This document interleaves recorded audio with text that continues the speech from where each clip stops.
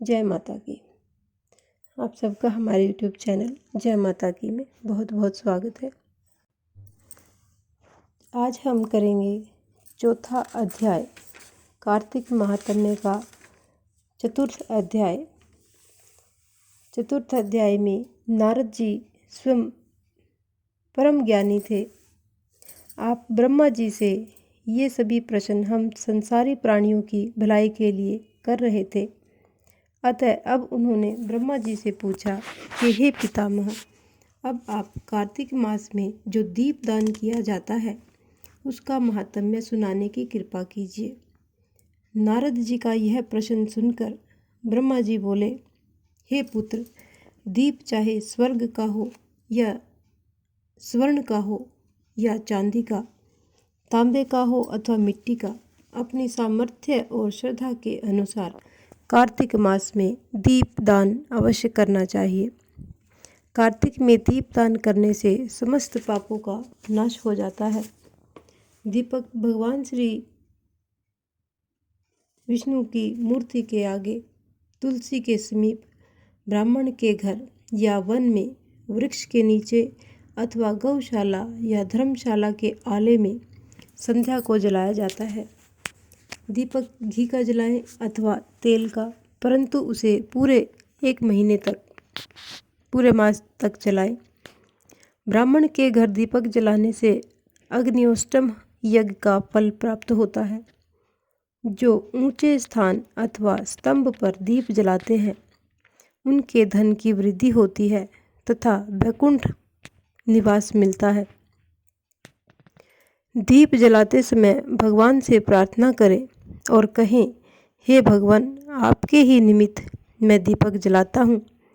कार्तिक में मथुरा माघ में, प्रयाग और वैशाख में, हरिद्वार में स्नान तथा निवास करें तो यह अत्यंत ही उत्तम है।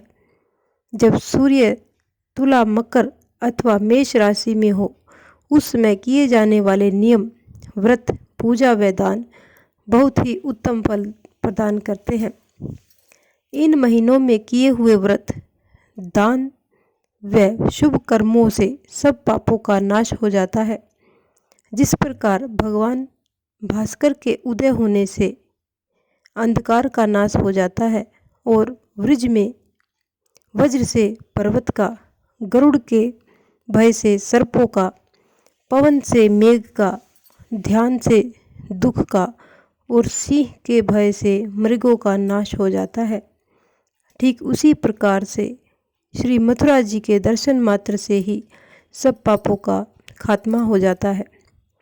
कार्तिक मास में स्नान व जागरण, दीपदान, तुलसी सेवन, भगवान के मंदिर में मार्जन, झाड़ू लगाना, गाना, भगवान की कथा सुनना सुनाना, कीर्तन करना व कराना, ये सब शुभ कार्य हैं। इनके करने से श्रेष्ठ फलों की प्राप्ति होती है। पूर्व जन्म के पापों को नष्ट करने के लिए भी कुछ न कुछ व्रत, दान, भजन, पूजन इत्यादि करना उत्तम रहता है। ब्रह्मा जी के मुख से पूर्व जन्म के पाप शब्द सुनकर नारद जी ने पूछा, हे विधाता, पूर्व जन्म के पाप किस प्रकार जाने जा सकते हैं? यह सुनने की बड़ी इच्छा है, सो आप कृपा करके सुना दीजिए। नारद जी बोले कि हे पुत्र, पूर्व जन्म का ब्रह्म हत्यारा, क्षय रोगी, पर स्त्री गमन करने वाला कोढ़ी बनता है। स्वर्ण चोर के नाखून खराब हो जाते हैं तथा मदिरा पीने वाले के दांत खराब हो जाते हैं। इस प्रकार मनुष्य के पूर्व जन्म के पापों को पहचाना जाता है। इस प्रकार के सभी पाप दान, तपस्या, कृष, व्रत आदि से निवारण हो जाते हैं। ब्रह्मा जी ने आगे कहा, अब हम कुछ व्रत आदि बतलाते हैं। एक समय भोजन करने से तथा 3 दिन सायंकाल और 3 दिन प्रातःकाल भोजन करने से अतिकृच व्रत कहते हैं। सायंकाल में 12 ग्रास और प्रातःकाल में 26 ग्रास अथवा 24 ग्रास खाने को भी अतिकृच व्रत कहा जाता है। 3 दिन खाएं और फिर 3 दिन उपवास करें तो यह भी अति कृच्छ व्रत होता है। सायंकाल में 1 गिलास और प्रातःकाल में 1 गिलास, फिर 2 दिन बगैर मांगा हुआ तथा 2 दिन तक उपवास करें तो यह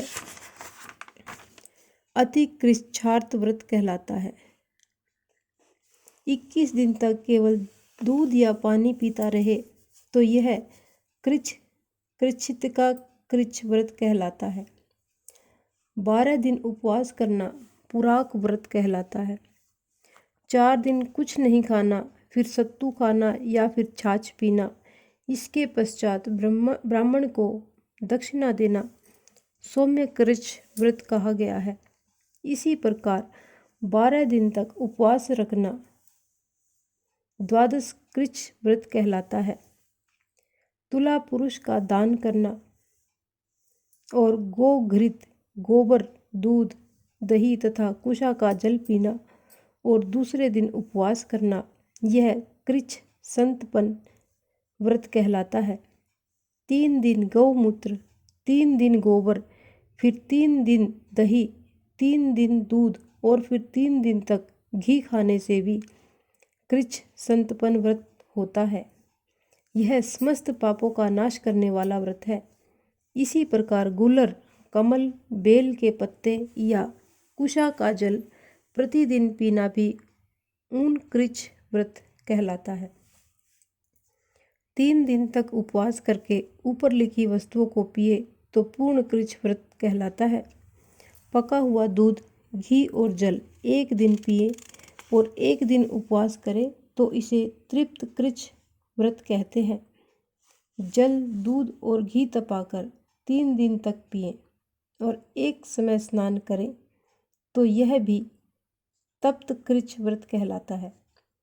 इसका प्रमाण पानी 8 तोला, दूध 12 तोला, घृत 4 तोला होना चाहिए। कार्तिक शुक्ल चतुर्दशी को भगवान का पूजन करना चाहिए। उस रात्रि को उपवास रखकर और कमर तक जल में खड़े रहकर रात्रि भर भजन करने को जल कृच्छ व्रत कहा गया है।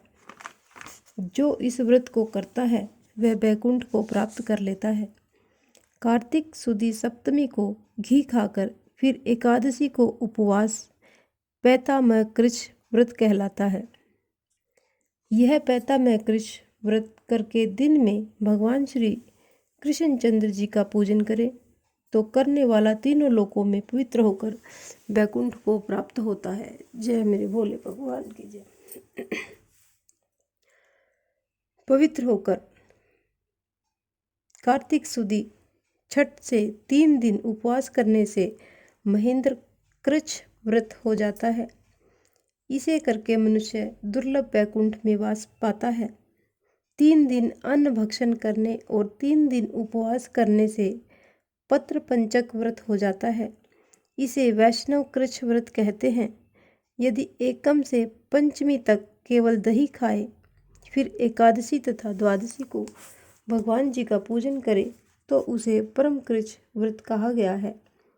इसके करने से श्वेत द्वीप में वास मिलता है, जो शुक्ल पक्ष की एकम से प्रतिदिन 1 ग्रास कम करता है तथा अमावस्या को कुछ नहीं खाता तो यह चंद्रायण व्रत कहलाता है। 1 ग्रास 2 तोले अर्थात 25 ग्राम के लगभग मानना चाहिए। एक बार में जितना भोजन आसानी से मुंह में आ जाए इतना ही ग्रास होना चाहिए। कृष्ण पक्ष के आदि में 14 को 5 ग्राम और फिर प्रतिदिन 1 ग्रास बढ़ाकर एक पक्ष में 250 ग्रास पूरे करने चाहिए। इसे भी चंद्रायण व्रत कहते हैं। 2 सप्ताह गाय के चारों स्तनों का दूध पिए, फिर 7 दिन तक 2 स्तनों का दूध और फिर 6 दिन तक 1 स्तन का दूध पिए, फिर 3 दिन अन्न जल कुछ न लेकर केवल वायु ही सेवन करने से सोमपान नामक व्रत पूर्ण होता है। यह व्रत समस्त पापों का नाश करने वाला है। गेहूं तथा चावल की कांजी, दही, दूध, घी, जल और पंचगव्य तथा निम्नलिखित सब चीज़ें नियम पूर्वक कार्तिक मास में खाने से भी साप्तायक कृच्छ व्रत हो जाता है। इस व्रत को करने वाले को भी विष्णु लोक की प्राप्ति हो जाती है। बेल, पलाश, गूलर का काढ़ा और गरम दूध पीकर एकादशी व्रत करने वाला द्वादशी को पारण करे तो निश्चय ही वैकुंठ में स्थान प्राप्त करता है। जो व्यक्ति कार्तिक सुदी सप्तमी, अष्टमी, नवमी और दशमी को जल कमल खाए फिर एकादशी को उपवास करे तो यह लक्ष्मी व्रत माना जाता है। इस लक्ष्मी व्रत को करने वालों पर लक्ष्मी जी की कृपा बनी रहती है और अंत में उन्हें भगवान श्री विष्णु जी के वैकुंठ में वास मिलता है। प्रातः काल में 4 ग्रास और सायंकाल न खाने से शिशु चंद्रायण व्रत होता है। कार्तिक सुदी 14 के ब्रह्मकूच व्रत में गौरी का पूजन करना चाहिए। इसकी विधि इस प्रकार है। गौमूत्र, गोबर, दूध, दही, घृत यानी घी और कुशा का जल लेकर इन सब को मिलाकर पंचगव्य बनाएं। लाल रंग की गौ का मूत्र, श्वेत गौ का दूध, नीली गौ का दही, काली गौ का घी। यदि किसी वजह से ये न मिल सके तो दूसरी तरह का भी पंचगव्य बनाया जा सकता है। मिलाए जाने वाली वस्तुओं की मात्रा इस प्रकार है। गौमूत्र 8 माशा ग्राम या मिलीलीटर के हिसाब से बताया जा रहा है। गोबर 19 माशा, दूध 12 माशा, दही 10 माशा, घी 8 माशा और कुशा का जल 4 माशा। गौमूत्र गायत्री मंत्र पढ़कर गंध द्वारा से, गोबर पय पृथ्व्या से, दूध दधि क्रावर्यों से, मंत्र से दही, तेजोमसी पढ़कर, घी और दवस्येति मंत्र पढ़कर कुशा का जल मिलाना चाहिए। इसको कुशा के पत्तों में रखकर विधिवत हवन करें। वेद के इन मंत्रों से आहुति देनी चाहिए। इरावती इदम विष्णु विक्रमे शर्वती मनस्तोक शवती। इन मंत्रों से आहुति देकर बचा हुआ पंचगव्य पान करना चाहिए। यह पलाश के पात्र में या स्वर्ण अथवा चांदी के पात्र में पान करना चाहिए यानी ग्रहण करना चाहिए। एक दिन तथा रात्रि उपवास करें। साथ ही भगवान श्री विष्णु जी का स्मरण करें। यदि स्त्री व्रत करे तो वह अपने पति की दीर्घायु की कामना भी करे। आंवला या तुलसी का पूजन करना चाहिए। व्रत समाप्ति के निमित्त ब्राह्मण को गौदान कराना चाहिए। इन व्रतों को करने से व्रत करने वाला भगवान श्री विष्णु का प्रिय पात्र बनता है। इस लोक में सभी सुख और ऐश्वर्य को भोगकर अंत में मोक्ष की प्राप्ति करता है। इस प्रकार ये हमारा 4th अध्याय यहीं पर संपन्न होता है। यदि आपको हमारी ये कथा कहानी पसंद आती है तो एक लाइक का बटन अवश्य दबा दीजिए और इस प्रकार की और भी अन्य धार्मिक रोचक कथा कहानियों को सुनने के लिए हमारे चैनल को लाइक करें, सब्सक्राइब करें और अपने मित्रों और प्रियजनों में आगे भी शेयर करते रहें। जय माता की।